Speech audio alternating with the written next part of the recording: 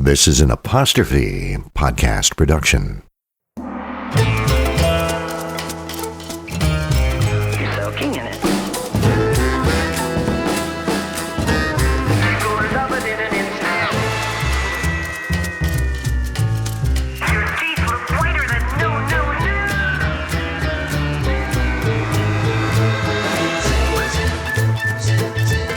You're not you when you're hungry. You're in good hands with Austin.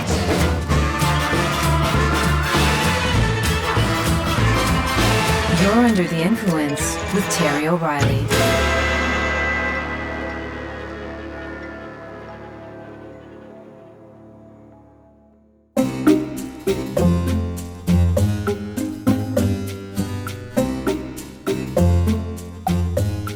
When celebrities travel for work and play, they often stay in hotels. And staying at hotels can attract the attention of paparazzi and superfans. So, when checking in, celebrities often change their names to conceal their identities. But the names they use to hide are often revealing. According to travelandleisure.com, there was a leak of fake celebrity names due to a hack back in 2014. While I'm sure the celebs have all changed their fake hotel names since the leak, seeing the names they were using is very amusing. Some celebrities chose names from characters they have portrayed, others used family names, and still others went for the humor of it all. When Kim Kardashian traveled, she often used the name of one of her favorite Disney characters, Princess Jasmine. Tom Hanks alternated between the name Harry Lauder, who was a vaudeville performer, and Johnny Madrid, who was a trumpet player with blood, sweat, and tears. Actor Johnny Depp steered towards quirkier choices, often traveling under the name Mr. Drip Noodle. Paul McCartney dipped back into his past and checked in as Apollo C. Vermouth, a pseudonym he used when he produced the Bonzo Dog Band back in the 70s. His buddy Sir Elton John travels covertly under the name Sir Humphrey Handbag. Even his fake name has been knighted. Daniel Craig's experience as 007 has taught him a thing or two about traveling incognito. He used the name Williams, Olwen Williams. It was his grandfather's name. Actor Kate Beckinsale is a fan of the Alien movies and clearly a fan of humor. So she chose the name Sigourney Beaver. There are some comic book fans in the celeb world.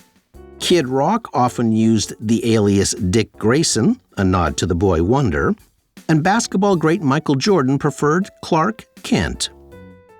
George Clooney must have a difficult time traveling without getting noticed, but who has a better sense of humor than old George? Instead of making up an ordinary, unremarkable name, he often checked into hotels as Arnold Schwarzenegger.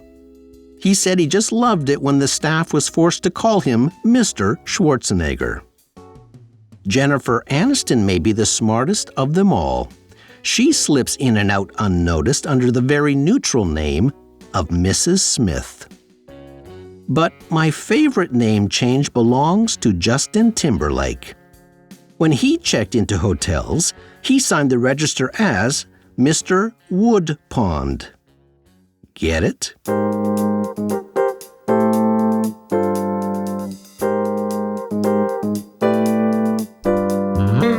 There have been a lot of interesting name changes in the world of marketing, too. Some don't travel well due to major lawsuits.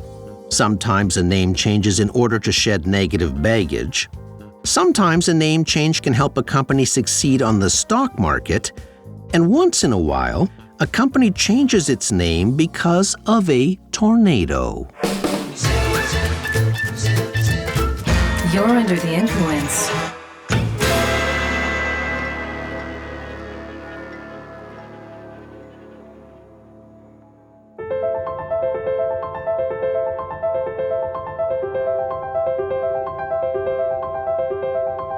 Once upon a time, retailer Best Buy had a different name, It was called Sound of Music.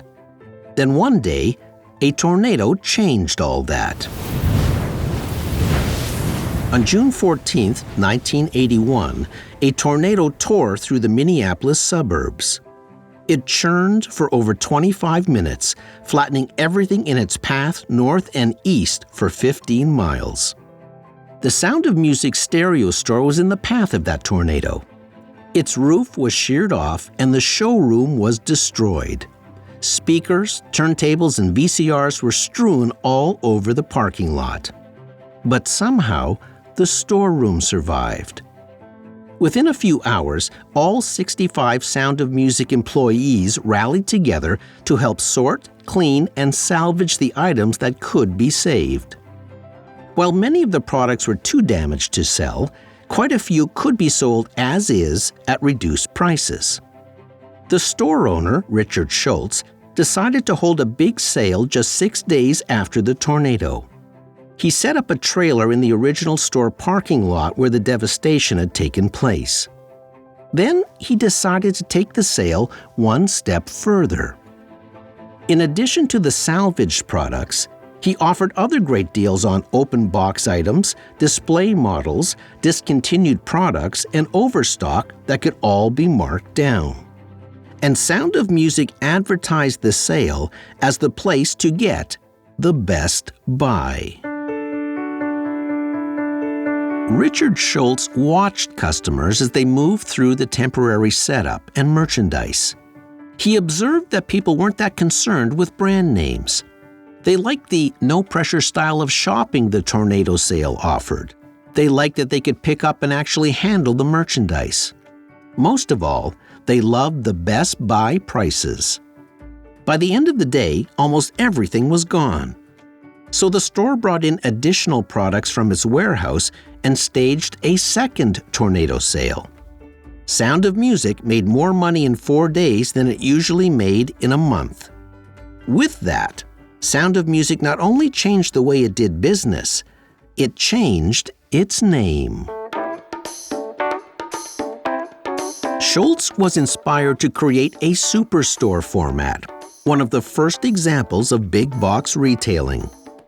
All the products were put on the store floor instead of back in the stockroom, so customers could actually touch the items. The store did away with commissioned salespeople to create a no-pressure environment. And most importantly, Sound of Music changed its name to become Best Buy. Last year marked the 40th anniversary of the tornado. Founder Richard Schultz said it was both the worst and best thing that ever happened to them. The tornado changed the way they did business and ended up changing the business's very name. Last year, Best Buy had revenues of $43 billion.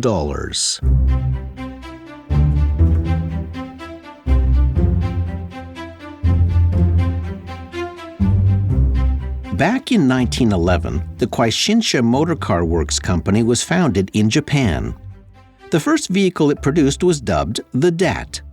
DAT was an acronym created from the initials of its first 3 investors. In 1925, the company formally changed its name to the DAT Motorcar Company.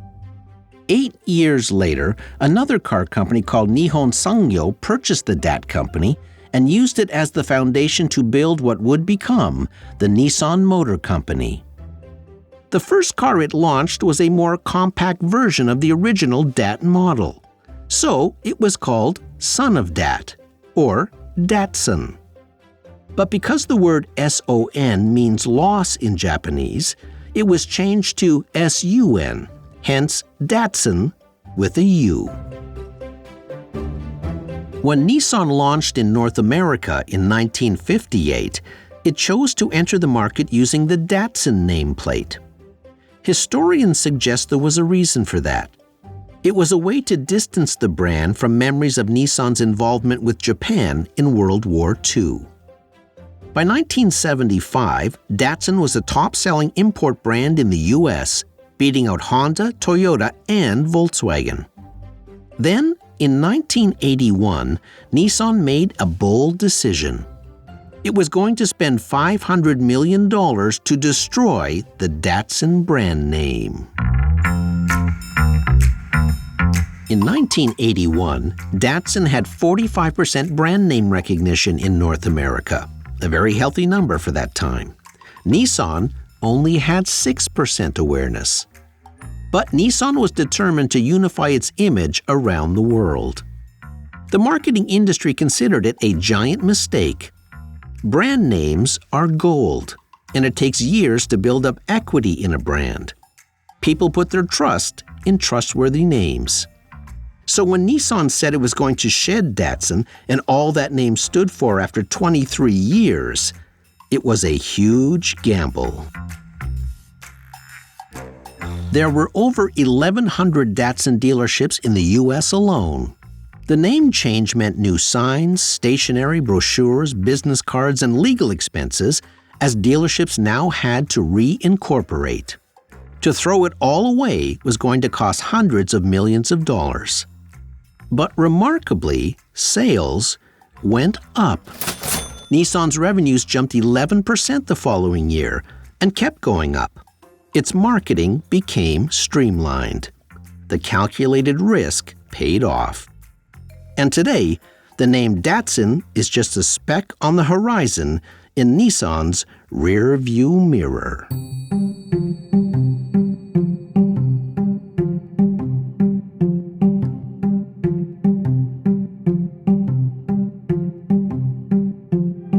One day, a man named Horace Smith went into business with D.B. Wesson to manufacture rifles.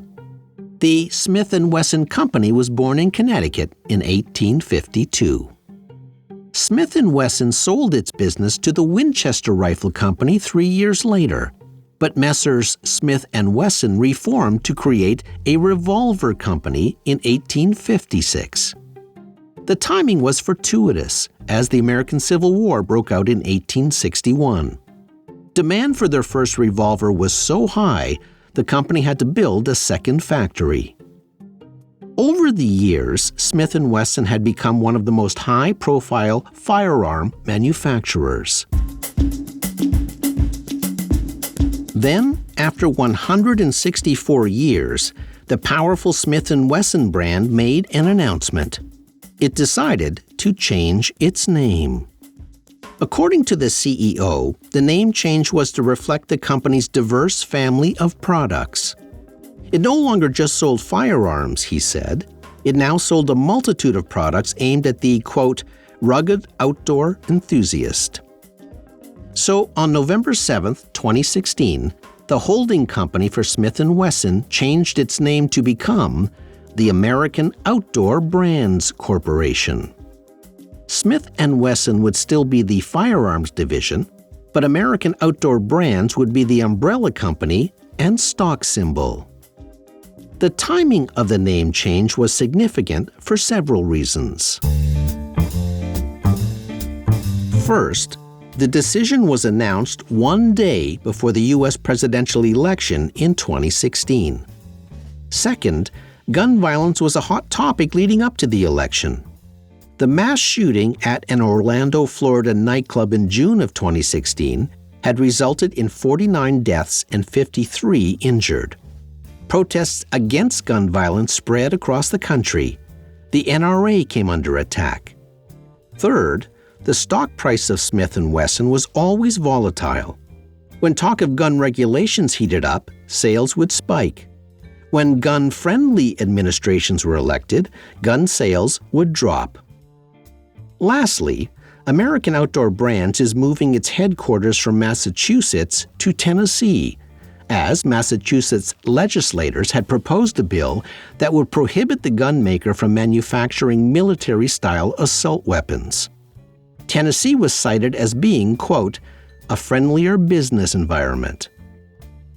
By becoming American Outdoor Brands, the company could not only expand into other areas in outdoor gear and apparel, but it could distance itself from being immediately associated with firearms without losing gun profits, thereby smoothing the waves on the stock market and moving the umbrella company out of the line of fire.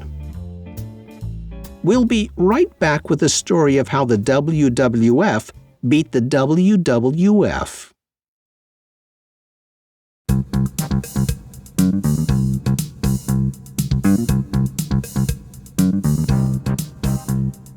The World Wildlife Fund was founded in Switzerland in 1961.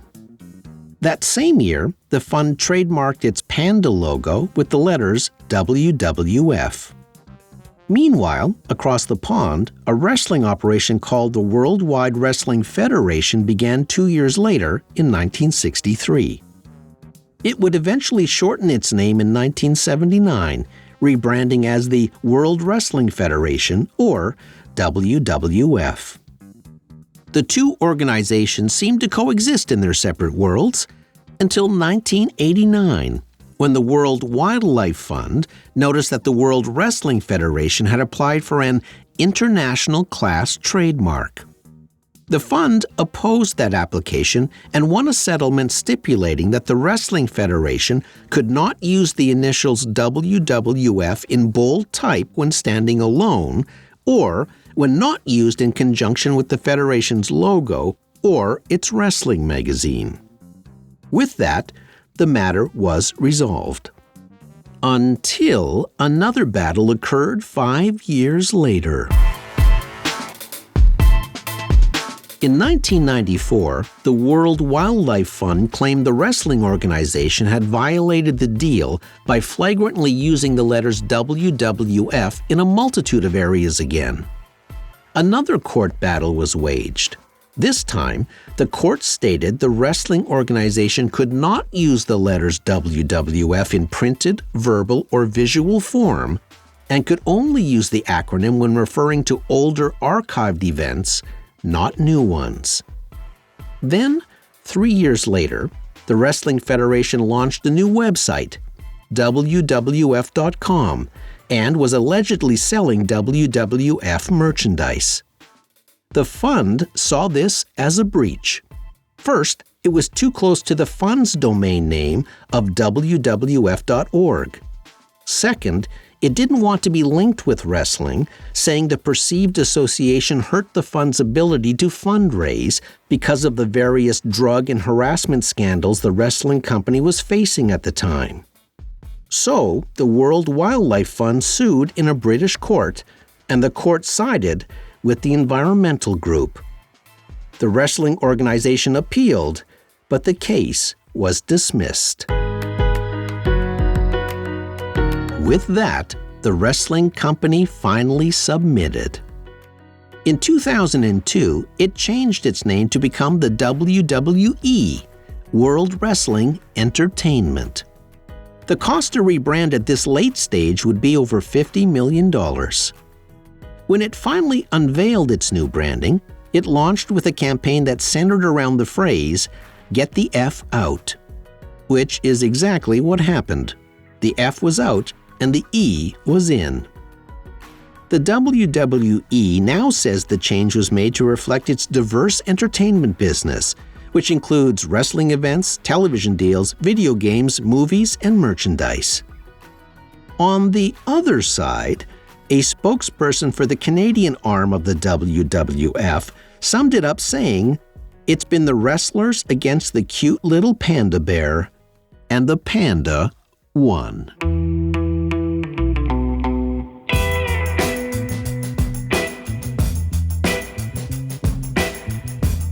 The Philip Morris Company was incorporated way back in 1902 in New York.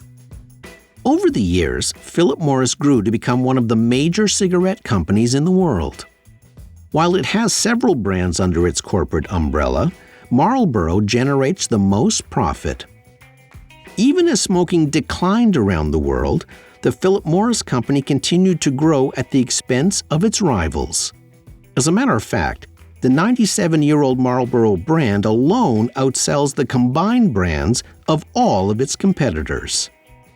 Today, Philip Morris commands nearly 50% of the U.S. cigarette market and a 15% share worldwide.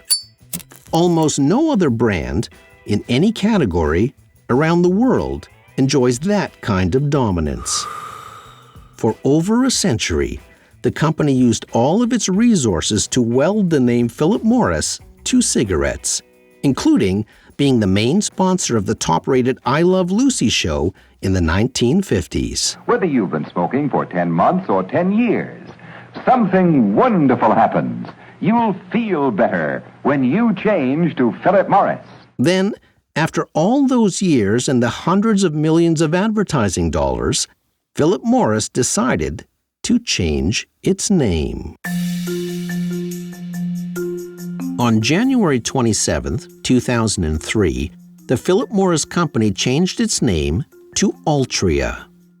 At the time, the company also owned Kraft Foods and had a sizable stake in the Miller Brewing Company.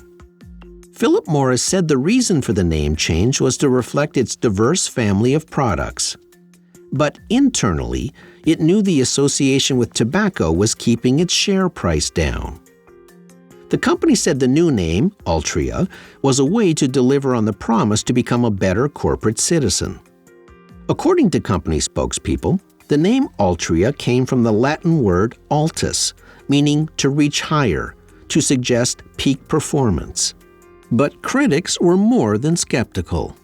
Many thought Philip Morris was simply changing its name, not its business practices.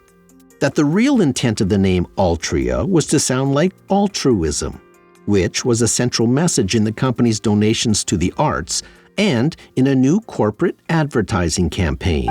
A few months ago, this neighborhood in Richmond, Virginia needed some help. And with the help of PM volunteers, it has been rebuilt, repainted, and re-energized with a new sense of community pride and accomplishment. And I think it stands as a shining example of what we, the people of the Philip Morris family of companies, can accomplish when we set our minds to make a difference. While the company denied it was purposely trying to link itself to altruism, the timing of the name change needs some context. In 1998, the government of the United States negotiated the Tobacco Master Settlement Agreement with the 4 major tobacco companies. In this landmark settlement, the states settled their lawsuits against Big Tobacco to recover smoking-related health care costs. Tobacco companies agreed to pay $246 billion over the next 25 years, and, in addition, they were to cease or curtail certain marketing practices, namely, marketing to young people. And it was in the aftermath of this sweeping settlement that Philip Morris decided to change its name. To navigate the name change, Philip Morris hired branding consultants. The findings were clear. The name Philip Morris had entirely negative connotations with the public, and it was a target for boycotts. According to internal company documents, the new Altria name was neutral and offered the possibility of masking the negatives associated with the tobacco business without sacrificing tobacco profits. Philip Morris had seen its major competitor R.J. Reynolds achieve the same goal with a merger, coming out the other side as RJR Nabisco. The president of the National Center for Tobacco-Free Kids said the name change was a, quote, hypocritical ploy to divert attention from the fact that Philip Morris is, first and foremost, a cigarette company whose products are used by more children than the products of any other cigarette company. Philip Morris understood the power of branding. In the 1950s, it came to the conclusion that there was really no discernible difference between cigarettes. The only meaningful difference was in the marketing and packaging. So it took Marlboro, a failing brand aimed at women, and changed the conversation by altering its branding to appeal to men, using the rugged imagery of the Marlboro cowboy. The same thinking was brought to the new name Altria. It was an empty vessel that could be filled with any meaning. Knowing there would be blowback, Philip Morris reportedly purchased domain names such as altriastinks.org, altriasucks.net, and altriakills.com. Nearly 2 decades later, Altria still gets most of its profits from smoking products. As recently as 2019, surveys revealed that 31% of the public still have a negative perception of Philip Morris. Yet, only 4% felt the same way towards Altria.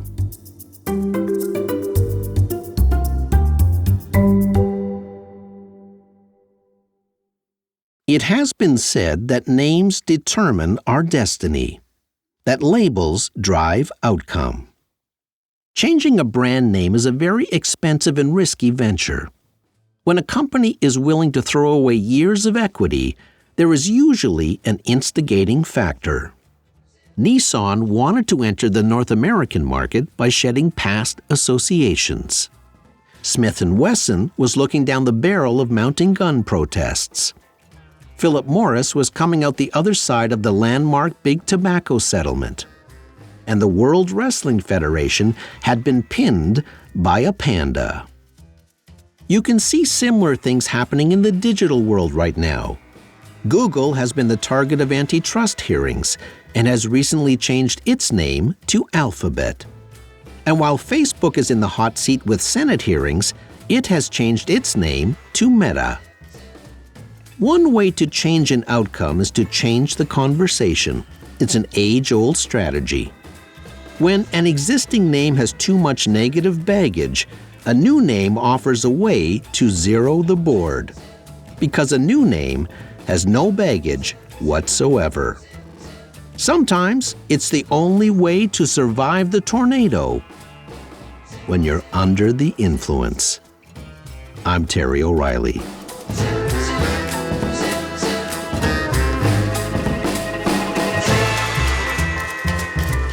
This episode was recorded in the Terrestream Mobile Recording Studio. Producer, Debbie O'Reilly. Sound engineer, Jeff Devine. Theme music by Ari Posner and Ian Lefevre. Research, Allison Pinches. If you're enjoying this episode, you might also like The Times They Are A-Changin', Brands Crushed by Zeitgeist, Season 10, Episode 1. You'll find it in our archives wherever you listen to your podcasts. Follow me on Twitter and Instagram at TerryOInfluence. See you next week. Fun fact, Philip Morris was an actual person. He operated a tobacco shop in London, England way back in 1847.